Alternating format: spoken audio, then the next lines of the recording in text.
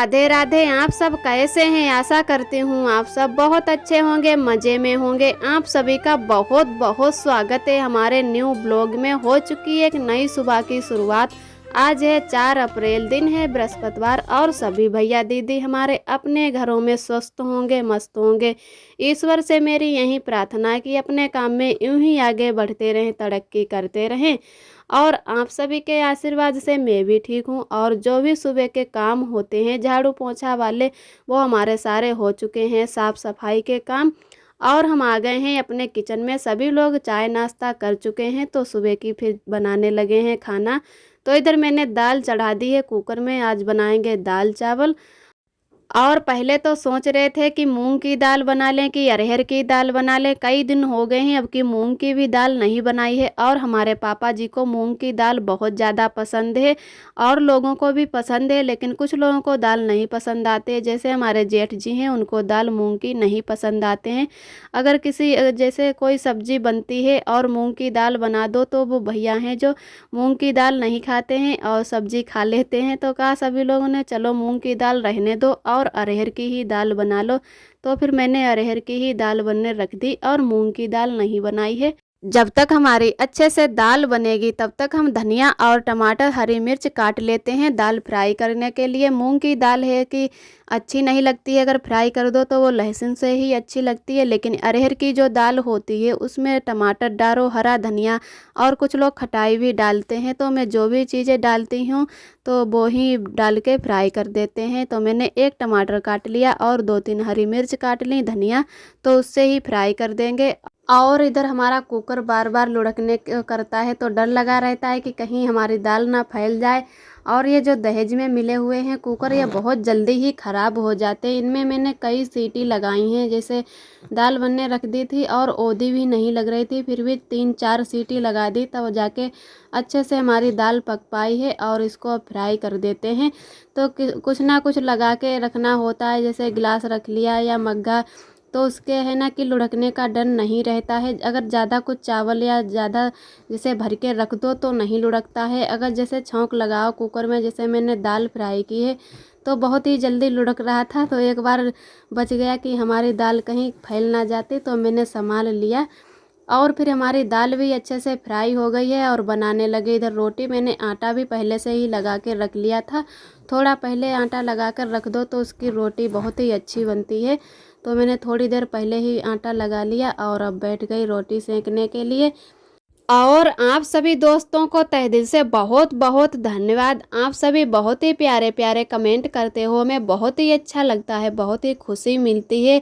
और जो भी भैया दीदी हमारे चैनल पे पहली बार आते हैं तो प्लीज़ लाइक और सब्सक्राइब ज़रूर करना और अपना प्यार और सपोर्ट बनाए रखना, हमारे चैनल से यूं ही जुड़े रहना। और एक दीदी हैं हमारी, उनका नाम है सबिता। फिर एक और दीदी हैं, उनका नाम है अनुपमा। तो बहुत ही प्यारे प्यारे सभी दीदियां हमारी कमेंट करती हैं। तो सभी दीदियों को हमारे तहे दिल से बहुत बहुत धन्यवाद। और ईश्वर से मेरी यही प्रार्थना है कि आप सब अपने जीवन में खुश रहें और आगे बढ़ते रहें। फिर इधर हमारा सारा काम हो चुका है, खाना भी सभी लोग खा चुके हैं। और फिर मैंने कहा चलो दोपहर का झाड़ू भी लगा देते हैं और उसके बाद में बर्तन धुलते हैं। आज एक बिछोना भी धोना है हमें। तो यहाँ घर वाले नल में तो बिल्कुल पानी नहीं निकल रहा है। थोड़ा बहुत ऐसे काम चला रहे हैं, जैसे बर्तन धुल लिए तो बाहर के नल से भी चला लेते हैं और नहा लेते हैं यहीं से चलाकर। तो जो भी कपड़े ज़्यादा हो जाते हैं तो हल्के थोड़े बहुत कपड़े घर पे ही धो लेते हैं और जो कपड़े ज़्यादा होते हैं तो अपने बगिया में ही जाते हैं धोने।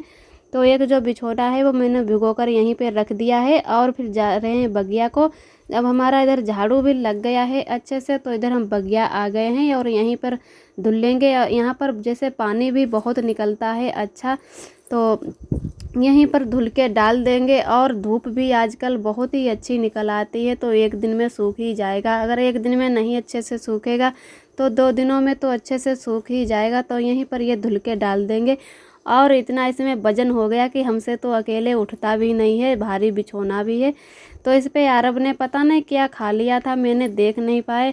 और जब भी मैं दूध पिलाने आई आरब को तो आरब ने एकदम उल्टी सी कर दी, बहुत भारी। और हमें भी सारा भिगो दिया, जैसे दूध से हमारी साड़ी भी ख़राब हो गई। तो फिर मैंने भी दूसरी साड़ी पहन रखी थी और यहाँ पर फिर आ गए हम बिछौना धोने के लिए। मैंने कहा चलो धोकर इसे डाल देते हैं, सूख जाएगा। बगिया में अम्मा ने कई रस्सियाँ बांध रखी हैं कपड़े सुखाने के लिए, और जो कपड़े यहाँ पर धुलेंगे वो यहीं पर सूखने डाल देंगे, और जो घर पे धुलते हैं तो वो घर पे ही पीछे वाले घर में सुखा लेते हैं। आजकल तो अब जैसे धूप ही बहुत तेज़ निकलती है तो कपड़े कहीं भी सुखा लो बहुत ही जल्दी सूख जाते हैं। तो मैं अम्मा को बुला कर लाई थी, कहा कि बिछौना धुलवा देना, क्योंकि अकेले धुल नहीं पाएंगे हम। अगर अम्मा नल चला देंगे तो हम अच्छे से धुल लेंगे और यहीं पर सूखने डाल देंगे। तार पर उठा के सुखाने को डालेंगे तो अकेले उठेगा भी नहीं, इसीलिए मैं अम्मा को बोल कर आई हूँ कि बगिया चली आना। तो जब तक हमारा बिछौना धुलेगा तब तक अम्मा भी उधर आ जाएंगे और यहीं पर धुल के सूखने के लिए डाल देंगे।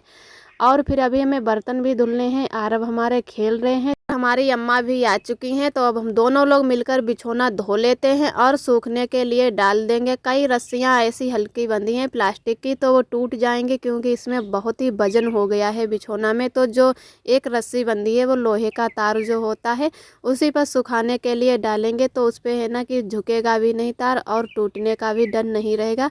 तो दोनों लोग मिलकर इसको धुल के और सूखने के लिए डाल देंगे। फिर हमारा अच्छे से बिछौना धुल चुका है और डाल भी दिया है सूखने के लिए। तो इधर आ गए हैं अब घर बर्तन धुल लेते हैं। और अभी आरब भी हमारे खेल रहे हैं, तो पहले मैंने सोचा कि बिछौना ही धो लेते हैं और बर्तन तो बाद में भी धुल लेंगे, क्योंकि टाइम भी बहुत हो चुका था, 12 तो बज ही गए थे। तो मैंने कहा आधा दिन तो हो ही चुका है, तो पहले बिछौना ही डालाते हैं धुल के और उसके बाद में बर्तन धुल लेते हैं।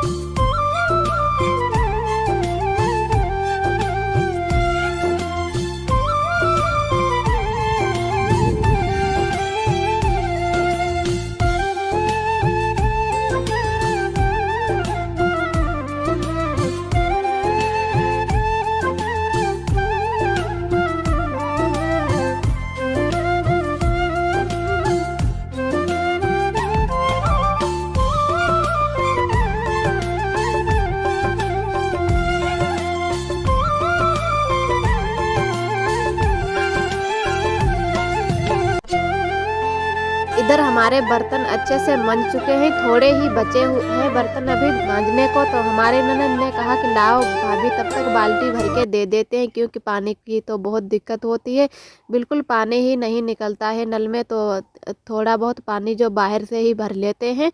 तो नहाने धोने में ऐसे ही काम चला रहे हैं, लगता है कि अब पानी नहीं निकलेगा। जितनी ही गर्मी बढ़ती जाएगी उतना ही पानी कम होता जाएगा। तो जितनी ज़्यादा गर्मी होती है उस टाइम तो पानी बिल्कुल नहीं निकलता है, तो बहुत ही ज़्यादा दिक्कत होती, जैसे कि बहुत टाइम तक बाल्टी भरने में लग जाता है, कुल देर तक, जैसे तब तक थक जाओ पानी चलाते चलाते, तब हमारी अच्छे से बाल्टी भर पाती है। और इधर बर्तन धुल के आ गए हैं सभी लोग बगिया को। आज हमारा यहाँ पे थोड़ा बहुत काम होगा लिसाई पुताई का और भूसा भरने के लिए, जैसे मड़ैया बनाई जाएगी। तो सभी लोग यहीं पर हैं, आरब को भी लेकर हम आ गए बगिया को। थोड़ी देर रुकेंगे यहाँ पर, फिर घर को जाएंगे। और इधर हम सभी लोग घर आ गए, आरब भी खेल रहे हैं छत पर। अब बहुत ही तेज तेज भागने लगे आरब, कुछ भी पड़ा होता है उठाकर खाने लगते हैं। आज का ब्लॉग दोस्तों यहीं तक है। हमारा ब्लॉग कैसा लगा कमेंट में ज़रूर बताना, और जो भी भैया दीदी हमारे चैनल पे पहली बार आते हैं तो प्लीज़ लाइक और सब्सक्राइब ज़रूर करें, और हमारे चैनल से यूं ही जुड़े रहना, अपना प्यार और सपोर्ट बनाए रखना। फिर मिलते हैं अगले ब्लॉग में, तब तक के लिए आप सभी दोस्तों को मेरा प्यार भरा नमस्ते, यानी रूबी जी का नमस्ते।